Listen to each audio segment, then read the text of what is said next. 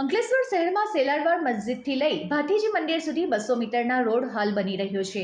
એ પૂર્વે 3 ફેઝમાં ઓએનજીસી ઓવરબ્રિજથી 3 રસ્તા સર્કલથી સેલાડવાડ મસ્જિદ સુધી અને ત્યારબાદ ભાટીજી મંદિરથી ભરૂચી નાકા સુધીના રોડનું કામ પૂર્ણ કરવામાં આવ્યું છે। હાલ છેલ્લા એક સપ્તાહથી સેલાડવાડ મસ્જિદથી લઈ ભાટીજી મંદિર સુધી 200 મીટરનો રોડ શરૂ કરવામાં આવ્યો છે। પ્રથમ મેટલ વર્ક કરીને મજબૂતીકરણ કરવામાં આવ્યું હતું, જે બાદ 6 ઇંચ આરસીસી વર્ક અને તેના પર હવે ડસ્ટ લેયર સાથે 80 ટન વજનના ભાર વેઠી શકે તેવા 6 ઇંચના બ્લોક બેસાડવામાં આવી રહ્યા છે, જે કામગીરી 2 દિવસમાં એક તરફના 200 મીટરના રોડ કર્યા બાદ બીજા તરફ રોડ પર આ બ્લોક પરથી ડાયવર્ઝન આપી કરવામાં આવશે।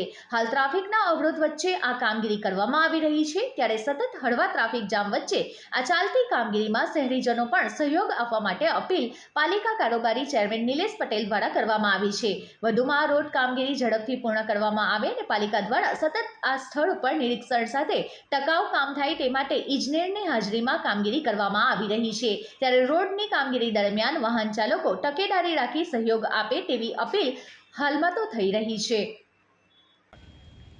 નમસ્કાર।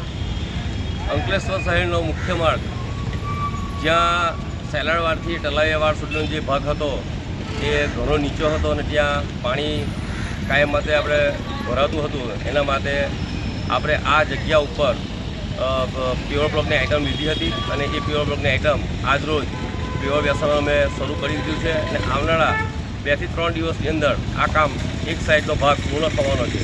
માટે અંકલેશ્વર નગરપાલિકાના કારોબારી ચેરમેન તરીકે હું અંકલેશ્વર નગરજનોને એક નમ્ર વિનંતી કરું છું કે આપ સૌ આ કામમાં ટ્રાફિક બાબતે અમને સહકાર આપો, એવી હું આપ સૌ પાસે આશા અને અપેક્ષા રાખું છું।